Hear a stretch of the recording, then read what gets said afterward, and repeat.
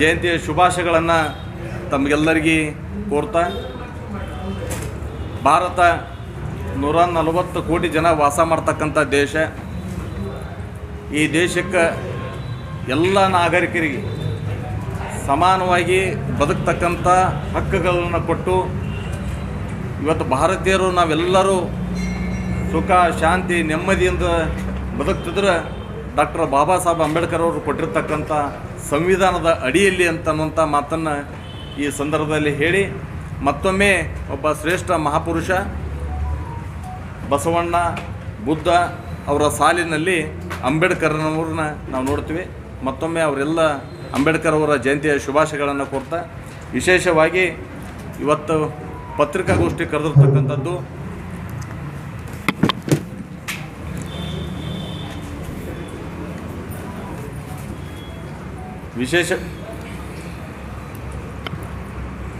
ವಿಶೇಷವಾಗಿ ಇವತ್ತು ಪತ್ರಿಕಾಗೋಷ್ಠಿ ಕರೆದಿರ್ತಕ್ಕಂಥದ್ದು ನಾಡಿದ್ದು 16ನೇ ತಾರೀಕು ಭಾರತೀಯ ಜನತಾ ಪಕ್ಷದ ಲೋಕಸಭಾ ಚುನಾವಣೆಯ ಅಭ್ಯರ್ಥಿಗಳಾಗಿ ಈಗಾಗಲೇ ಪಕ್ಷ ಅಧಿಕೃತ ಅಭ್ಯರ್ಥಿ ಅಂತ ಘೋಷಣೆ ಮಾಡಿದ ಹಿನ್ನೆಲೆಯಲ್ಲಿ 16ನೇ ತಾರೀಕು ಬೆಳಗ್ಗೆ 10 ಗಂಟೆಯಿಂದ ಇದೇ ಚುನಾವಣೆ ಕಾರ್ಯಾಲಯದಿಂದ MG ರೋಡು ಇಲ್ಲಿಂದ ನಾವು ರ್ಯಾಲಿ ಮುಖಾಂತರ ನಮ್ಮ ಕಾರ್ಯಕರ್ತರನ್ನ ಜೊತೆಯಾಗಿ ನಾವು ಜಿಲ್ಲಾಧಿಕಾರಿಗಳ ಕಚೇರಿಗೆ ಹೋಗಿ ನಾಮಿನೇಷನ್ ಕೊಡ್ತಕ್ಕಂಥದ್ದು. ನಂತರ ನಮ್ಮ ಎಲ್ಲ ಭಾರತೀಯ ಜನತಾ ಪಕ್ಷದ ಕಾರ್ಯಕರ್ತರು, ಅಭಿಮಾನಿಗಳು, ವಿಶೇಷವಾಗಿ ಜಿಗ್ಜಿನಿಯವರ ಹಿತೈಷಿಗಳು ದರ್ಬಾರ್ ಮೈದಾನದಲ್ಲಿ ಅಲ್ಲಿ ಸಭೆ ಮಾಡಿ ಕಾರ್ಯಕ್ರಮ ಮಾಡುವಂಥದ್ದನ್ನು ಪಕ್ಷ ನಿರ್ಣಯ ಮಾಡಿದೆ ಇವತ್ತು.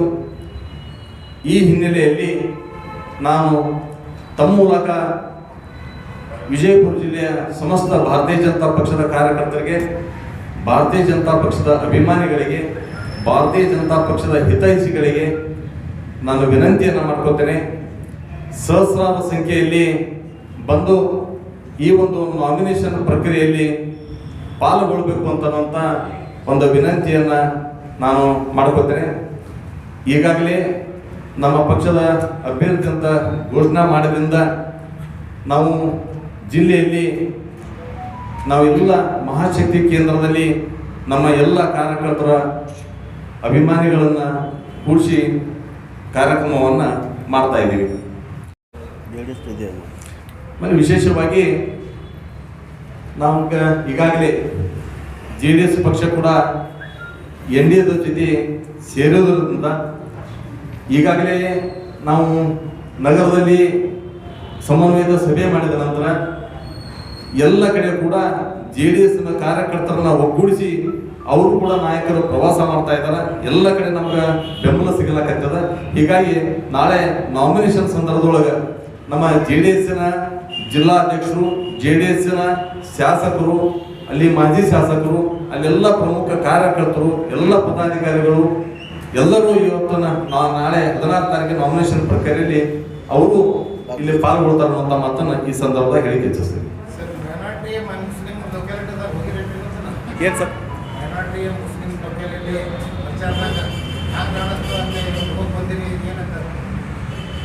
ನಮ್ಗೆ ಸರಿಯಾಗಿ ಕೇಳಿಲ್ಲ ಸರ್. ಮೈನಾರಿಟಿ ಕ್ಷೇತ್ರಕ್ಕೆ ಹೋಗಿಲ್ಲ ಅಂದರೆ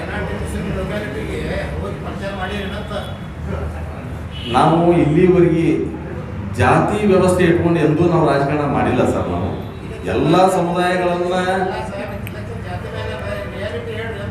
ನಾನು ರಿಯಾಲಿಟಿನೇ ಹೇಳ್ತಾ ಇದ್ದೀನಿ. ಅದನ್ನ ಎಂದೂ ಭಾರತೀಯ ಜನತಾ ಪಕ್ಷದ ನಾವು ಇವತ್ತಿನ ನಾವು ರ್ಯಾಲಿಗಳು ಮಾಡ್ತೀವಿ. ನಾವು ಪರ್ಟಿಕ್ಯುಲರ್ ಒಂದು ಜಾತಿ ಒಂದು ಸಮುದಾಯದ ಇಟ್ಕೊಂಡು ಕೇಸಿಂದ ಎಂದೂ ನಾವು ಕಾರ್ಯಕ್ರಮ ಮಾಡಿಲ್ಲ.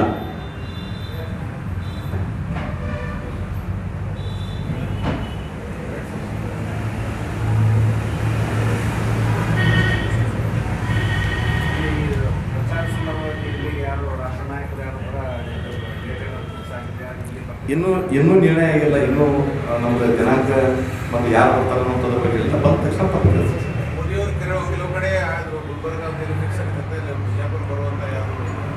ಒಂದು ವಿಭಾಗಕ್ಕೆ ಕಾರ್ಯಕ್ರಮ ಕೊಡ್ತಾರಂತಕ್ಕಂಥದ್ದು. ವಿಭಾಗ ಅಂದ್ರೆ ನಮ್ಮ 4 ಜಿಲ್ಲೆ ಬರ್ತಾವೆ, ಬೆಳಗಾವಿ ಮತ್ತು ಚಿಕ್ಕೋಡಿ, ಬಾಗಲಕೋಟೆ, ವಿಜಯಪುರ. ಅದು ಎಲ್ಲಿ ಅಂತ ಅನ್ನೋದ್ರ ಬಗ್ಗೆ ಇನ್ನೂ ನಿಶ್ಚಯ ಆಗಿಲ್ಲ. ನೀವು ಇವರೇ ಸ್ಪೆಷಲಿ ಬರ್ಬೇಕಂತ ಇಟ್ಟಿದ್ದೀವಿ ಸರ್. ಪ್ರಧಾನಮಂತ್ರಿಗಳು ಬರ್ಬೇಕನ್ನೋದು ಅಪೇಕ್ಷೆ ಅದ. ಪಕ್ಷ ಏನು ತೀರ್ಮಾನ ಮಾಡಿ ಕೇಸಿನ ಸೂಚನೆ ಕೊಡ್ತಾ ಅದನ್ನು ನಾವು ಪಾಲನೆ ಮಾಡ್ತೀವಿ. ಈಗ ಬಾಬು ರಾಜೇಂದ್ರ ನಾಯ್ಕ ಅವರು ಹೇಳಿರ್ತಾರೆ ಟಿಕೆಟ್ ಬದಲಾಯಿಸ್ತಾರೆ,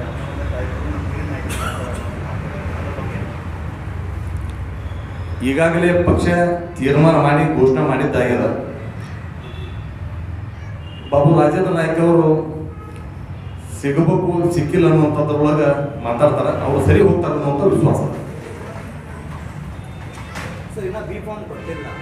ನಮಗೆ ಸಿಗತಕ್ಕಂಥ ವ್ಯಾಪಕ ಬೆಂಬಲ ಕಳೆದ 10 ವರ್ಷದಲ್ಲಿ ನರೇಂದ್ರ ಮೋದಿಯವರು ಮಾಡಿರ್ತಕ್ಕಂಥ ಅಭಿವೃದ್ಧಿ ಕಾರ್ಯಗಳು, ಜಿಗ್ಜಿಣಿಯವರ ಸರಳತೆ, ಸಜ್ಜನ ವ್ಯಕ್ತಿ ಅನ್ನುವಂಥದ್ದು, ಒಬ್ಬ ಸಾತ್ವಿಕ ವ್ಯಕ್ತಿ ಅನ್ನುವಂಥದ್ದು, ಇದರಿಂದ ನಮ್ಮ ಎಲ್ಲಿ ಹೋದ್ವಿ ಅಲ್ಲಿ ವ್ಯಾಪಕವಾಗಿ ನಮಗೆ ಬೆಂಬಲ ಸಿಗ್ತಾ ಇದೆ. ಹೀಗಾಗಿ ಈ ಎಲ್ಲ ಬೆಂಬಲದೊಂದಿಗೆ ನಾವು ನಾಮಿನೇಷನನ್ನು ಮಾಡ್ತಕ್ಕಂಥ ಒಂದು ತೀರ್ಮಾನವನ್ನು 16ನೇ ತಾರೀಕು ನಿಶ್ಚಯ ಮಾಡಿದ್ವಿ. ಈ ಒಂದು ನಾಮಿನೇಷನ್ದಲ್ಲಿ ಪ್ರಮುಖವಾಗಿ ರಾಜ್ಯದಿಂದ 6 ಜನ ಪ್ರಮುಖರ ತಂಡ ನಾಮಿನೇಷನ್ ಬರ್ತಾ ಇದೆ.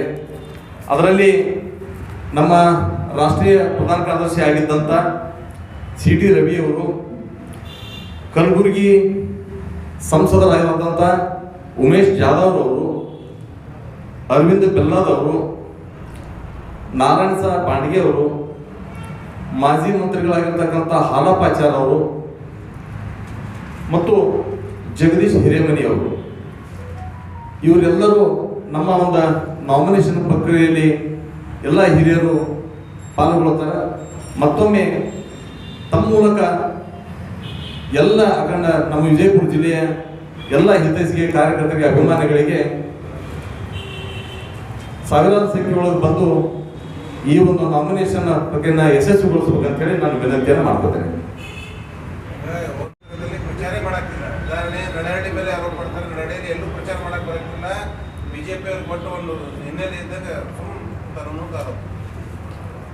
ನಡಹಳ್ಳಿಯವರು ರಾಜ್ಯದ ರೈತ ಮೋರ್ಚಾ ಅಧ್ಯಕ್ಷ ಆಗಿರೋದ್ರಿಂದ ಅವರನ್ನ ರಾಜ್ಯದಿಂದನೇ ಬೇರೆ ಕಡೆ ಪ್ರವಾಸಕ್ಕೆ ಜೋಡಿಸ್ತಾ ಇದ್ದಾರೆ. ನಡಹಳ್ಳಿಯವರು ನಮಗೆ ಮನೆ ಮುದ್ದೆಗೊಳಕ್ಕೆ ಹೋದಂಥ ಸಂದರ್ಭದಲ್ಲಿ ನಮ್ಮ ಸಂಸದರು ಭೇಟಿಯಾಗಿದ್ದಾರೆ, ನಮ್ಮ ಸಂಚಾಲಕರಾಗಿರ್ತಕ್ಕಂಥ ಅರುಣ್ ಶಾಪುರ್ ಅವ್ರನ್ನು ಭೇಟಿಯಾಗಿದ್ದಾರೆ.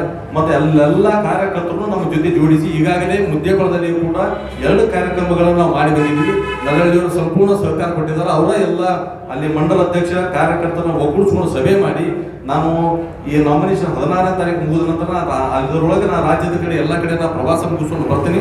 ಬಂದ ನಂತರ ನಾನು ಇಲ್ಲೇ ಕ್ಷೇತ್ರದಲ್ಲಿ ಉಳಿದು ಪ್ರತಿ ಗ್ರಾಮಕ್ಕೆ ತೆರಳಿ ನರೇಂದ್ರ ಮೋದಿಯವರ ಆಡಳಿತ ಹಿಂದೆ ಬಿಜೆಪಿ ಸರ್ಕಾರ ನಮ್ಮ ಅವಧಿಗಳು ಮಾಡಿರ್ತಕ್ಕಂಥ ಅಭಿವೃದ್ಧಿ ಕಾರ್ಯಗಳನ್ನು ಇಟ್ಕೊಂಡು ನಾನು ಖಂಡಿತ ಚುನಾವಣೆ ಮಾಡ್ತೇನೆ ಅನ್ನುವಂಥ ಮಾತನ್ನು ಕೂಡ ಅವರು ಹೇಳಿದ್ದಾರೆ. ಬೆಳಗ್ಗೆ 10 ಗಂಟೆಗೆ ನಮ್ಮದು ಇಲ್ಲಿ ಮೆರವಣಿಗೆ ಪ್ರಾರಂಭ ಆಗ್ತದೆ. ಮೊದಲ ಮಾರುತಿ ಜಿಲ್ಲಾಧ್ಯಕ್ಷರಾಗಿ ನಾನು ಹೇಳಾಕತ್ತೇನೆ. ಈಗಾಗಲೇ ಅದು ತೀರ್ಮಾನ ಆಗಿಬಿಟ್ಟದ. ಅವರು ಆಗ್ಬೇಕಂತನ್ನುವಂಥದ್ದು ಮನಸ್ಸಿನಲ್ಲಿ ಇತ್ತು, ಆಗಿಲ್ಲ ಅನ್ನುವಂಥದ್ದು ನೋವಿನೊಳಗೆ ಏನೋ 2 ಮಾತು ಮಾತಾಡ್ತಾರೆ. ಅದು ಸರಿ ಹೋಗ್ತಾರೆ ಅನ್ನುವಂಥ ವಿಶ್ವಾಸ.